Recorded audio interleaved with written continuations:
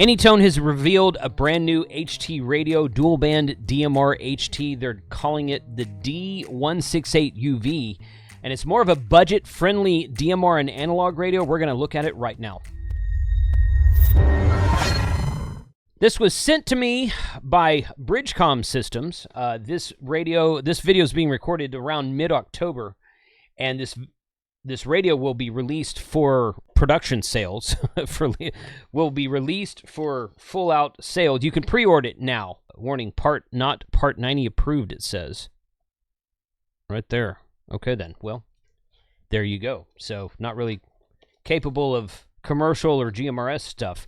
This radio will be available later this month, late October. They're still saying late October. You can pre-order it now on the Bridgecom Systems website. I will put a link in the description below. You guys can go check that out.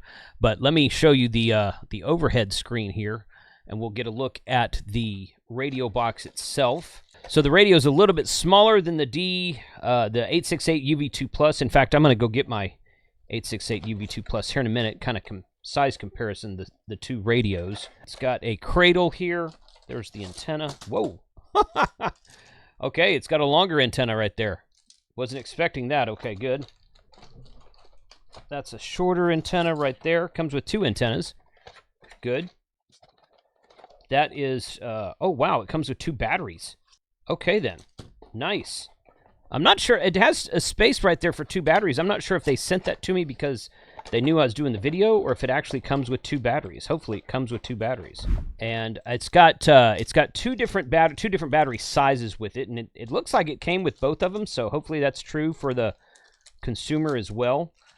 The radio sells for about $199. In fact, we can switch over this right here. D168UV pre-order now. Pre-order now. First shipment expected late October, following shipment to mid to late November. So about a month out after the first shipments go out. I don't know how many units they ordered for the very first shipment or not, so no idea. And I don't know how many they've pre-sold. It's $199 compared to about $335, which is what the 868UV2 Plus is selling for right now. It's a little bit smaller. It does show that it comes with two different batteries, an 1800 milliamp hour and the 2500 milliamp hour. It is showing two antennas, the 12 centimeter and the 38 centimeter antenna. So it shows all that on the order page. I would expect it actually comes with all of that. Good, excellent.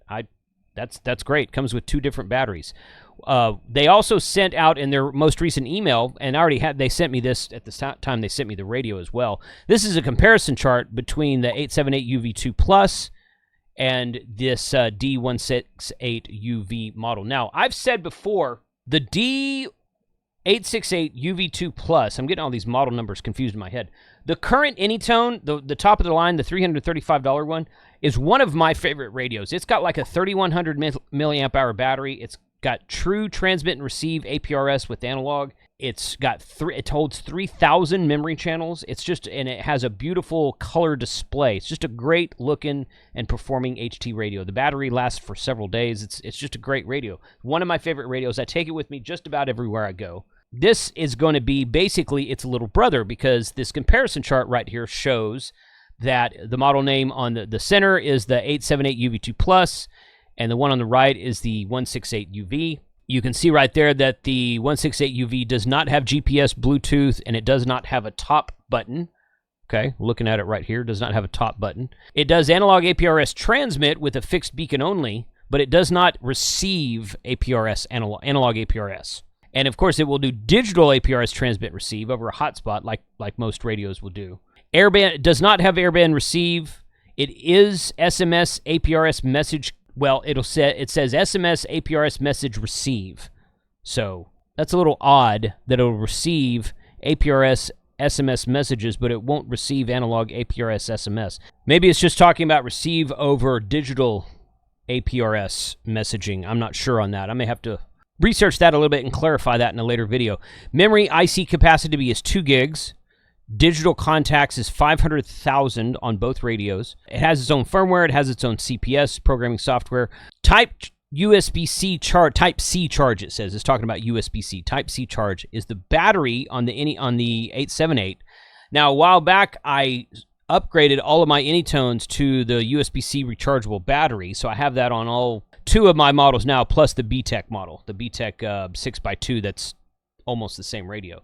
So I have all USB-C chargeable batteries on all of my Anytone and the like radios right now. But this right here says that you can charge the actual radio via USB-C. I'm looking for the port right now. There it is. Okay. All right. Well, I just found it. We will do I'll do a overhead close-up of the radio here in just a minute. So type C charging for battery only with the 878, but on this radio, on this new 168, you charge the radio, not the battery. So that's kind of cool, I think. AES 256 encryption, they both have. ARC4 encryption, they both have. Satellite, yes. It says satellite, yes, for the 168. That makes me think it's actual dual receive. Going to have to test that in a later video also. I might give this to Robert, see if he can do some satellite stuff with it. Recording, digital or analog recording of 4 hours on the new radio, on the 168. The 878 will do 4 hours of digital recording, but not analog. So the 168 will do both. This new radio here will do both 4 hours of analog and digital recording. Okay. I've never used recording on one of these radios. I understand why you might want it sometimes, especially if you're doing like satellites, or if you're like Carlos jumping out of an airplane. You need to record your contacts because you're not going to be writing them down while you're falling with a parachute on, I assume.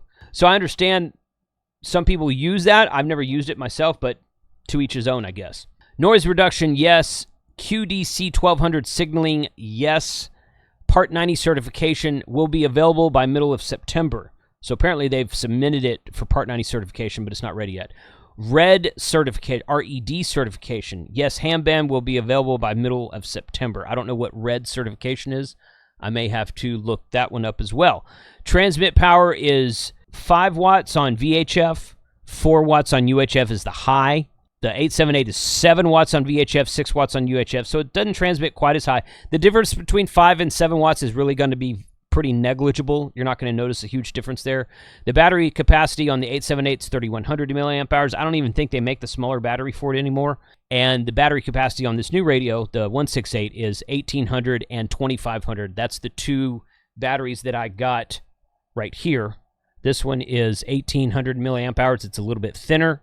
This one is 2500 milliamp hours. It's a little bit thicker, and it sits farther off the back of the radio right here than the other one does. So let's take a look at the overhead. All right, get all the trash out of the way.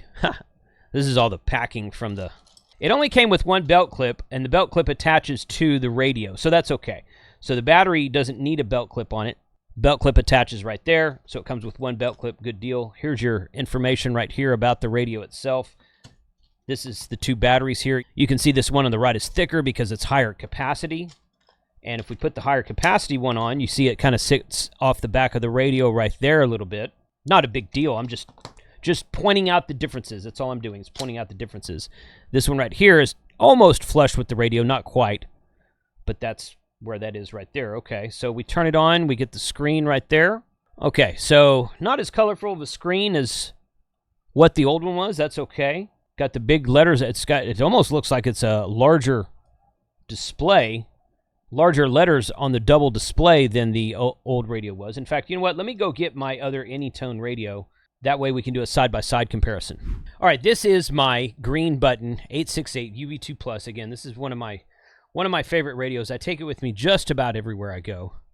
Okay, and see if I can get the glare out of it right there. There's what these 2 screens look like. So you can see that the numbers are larger. If I go into VFO mode on this one, the numbers are they're a touch larger on the new model, this one on the right, than they are in the old model. Let me see if I can figure out real quick how to turn that off. The menus are very similar. I'll show you guys the menus here in a minute. So, all right, you can see the VFO numbers on the older model, and the newer model right there, and you can see how they're a little bit bigger. It gives you a little bit more information on this screen, I think, because the text is smaller, so they just fit more on there. But this is a good-looking screen as well. This one's a little bit more taller rectangularly, and this one's more square. I'm just comparing the differences. There's not one necessarily better than the other, but they're just different radios, different models, different this, that, and the other. So let's take this and put it on here. go around this model real quick. Okay, I told you about the USB-C. There's the USB-C port right there. This is the Kenwood K-style connector and the USB-C port. Now, inside of the box, I did not get a programming cable inside of the box. So that tells me probably you can program it through a standard regular old USB-C cable. Because if it had come... Or perhaps, and the old style Anytone, this old Anytone right here, programmed from a standard Kenwood K-style connector port on the side right there. Now, if you have an external speaker mic or a headset or any other type of wired device, it's going to fit in between these two radios. Same connector on the side there. So that's a good thing. Non-proprietary to the radio, universal standard. That's a good thing. I just keyed that up. But this one did not come with a programming cable, so my assumption is that it will program via USB-C. But that is definitely the charging port, because they said the charging port was on the radio, not on the battery. Here's the one on my battery right here. There's a USB-C port on the battery right there for my 868, and then it's on the radio for the 168. Good deal. Okay, so that's all covered up with that. There's really not much on the bottom of the radio there. PTT button on the left side, an up and down button on the right side, which the up button looks like it switches between the top and bottom VFO, or top and bottom selected channels, and long pressing the old button, the bottom button will open up the squelch for faraway stations and whatnot. So that's how you do that. Okay, good. Let's go here to settings. And this is very similar. If you've ever seen me program an Anytone radio, this should look familiar. So we're going to go through here and we're going to program an analog repeater. Now, in order to power this HT or to recharge it or to recharge anything at all, I highly recommend Red Odo batteries. Red Odo is the sponsor of today's video. They build high-quality, reliable products, and they've been around for quite some time. I have done 2 or 3 videos about Red Odo products myself. I've been very happy with them, and they just recently added Bluetooth to a couple different versions of their batteries. I've got one of their Group 24 batteries. It's got Bluetooth in it. It's working very well. I like the app. It's so far so good. They're offering a 6% discount with the code of Ham Radio. Ham Radio will get you a 6% discount during their October and November Black Friday promotion and beyond that. It should be a permanent code. We're going to do more stuff with Red Odo in the future, and I really thank them for sponsoring this channel. So you guys go check out the link in the description below, and if you purchase from them, be sure to tell them you heard about them on Ham Radio 2.0. Okay, so I have my SkyBridge right here, which this is the SkyBridge that is set up on M17. I just did the live stream with the M17 guys a couple of days ago. So that's set up on M17 right now, and I got my radio over there charging because I let it stay on overnight and let it run down. We could try to switch over and do some DMR with it as well. Maybe I'll do that here in a second. Let's figure out what it sounds like on analog. Okay, I had to tinker with it for a few minutes. Okay, I don't want to, here's the manual. It's right here. I don't want to read the manual. I want to see how intuitive this thing is. This is how I do with radios. So this right here, the bottom button is... Short pressing it just doesn't do really anything. Long pressing it or short pressing it both open up the squelch. So there's a difference there. Long pressing the top button switches between your top and bottom band. So now I'm on the bottom band here. If I hold that, it goes up to the top band, and then short pressing that same top side button right there will switch between your channel memory. Now we're at zone 1. These are your channels in here. And then you short press it again, and it goes to VFO. So we're on VFO A, and we can VFO that right there. And it's on digital VFO, but if I go into the channel settings in the menu, which I'm going to do here in a minute, then I can switch it to analog. Not a big deal. Then I long press it again, and it's going to go, there it is, beeps, and it's going to the bottom. Now it's on the bottom band, zone 1. Changing channels there. That's the channel memory channels, and then short press it again goes into VFO. It's VFO B because it's the bottom band. So okay, so this button right here, the top secondary button underneath the PTT button, that's the one that controls both your VFO to memory channel switching and your top to bottom band switching. All right, so now I'm going to go here, and I'm on VFO, and I want to do 442.900. Which is the ULIS repeater that I spend most of my time on when I'm driving around town. And it's on digital right now. You can see right there, hopefully you can see that on screen. It says digital, but this is an analog repeater. So I'm going to go in here to settings. and channel set, and I'm going to do channel type, and I'm going to switch it to analog, like that.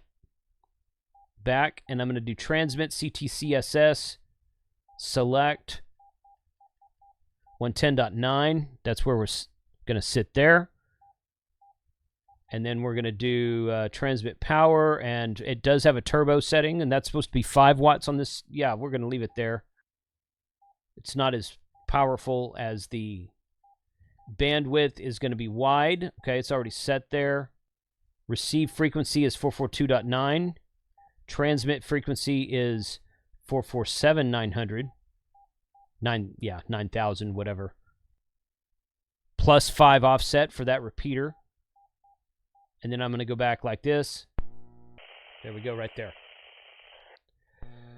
KC5 HWB testing with the new radio. And there it goes. So I can put my longer antenna on, see if we can tell a difference in reception with the longer antenna. Now it's got this longer antenna here, like that. KC5 HWB testing with the new radio. Not as much static. A little bit hearing a little bit better. So there you go. Okay. I want to do a video upcoming that is going around keying up repeaters and throwing out your call sign until you find someone.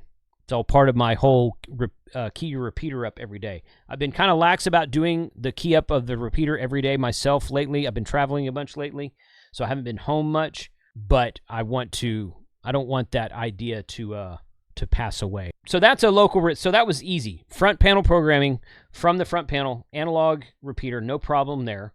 And if I wanted to go in there, I could go here, channel set, and I could set it to an analog, or I'm sorry, a digital channel right there, and I could set it to simplex, and I could use it on this hotspot if I wanted to. I could do that. I've got various other videos where I go through and program the radio by hand. I set it to a hotspot. We do some transmitting. We do some net check-ins and that kind of thing. And since the menu system is so similar on this radio to its predecessor, the 878UV2 Plus, I'm not gonna do that on this video today. So, but this is a good here. Oh, here's a size comparison also. You see how much shorter the one on your left, this one here, and it's a little bit thinner, but I've got the thin battery on this one right now. This one's got a bigger battery, so that's a good size comparison right there. So at $199 from Anytone, which is, in my opinion, the best company out there right now making DMR HTs for the ham radio community. At $199 for this radio, I think it offers a lot of really cool features. It is definitely a better price point than this guy is at, which is over $300 now. When I got this one, it was like $279 or something like that, but it's over $300 now. And those price changes generally come from Anytone themselves. That's why if you go to Bridgecom or Gigaparts or anywhere else that sells Anytone radios, they're generally speaking, they're all the same price. So sometimes people might run sales on them. I don't really think they're supposed to do that. I'm not sure. I haven't talked to Anytone. I used to talk to Anytone directly, but it's been a long time since I've had a direct contact with them to figure out if they're putting a minimum advertised price on their own products or not. They used to do that, so I'm not sure if I assume they still do it, but I'm not sure. D168UV dual band analog and DMR HT. Who's interested in this? Who has one already? Put a comment below. Would love to hear your thoughts about this radio and what features you really like about it and what you think maybe it's lacking, because it doesn't have as many features as its predecessor, but it's got a much better price point. 73 guys.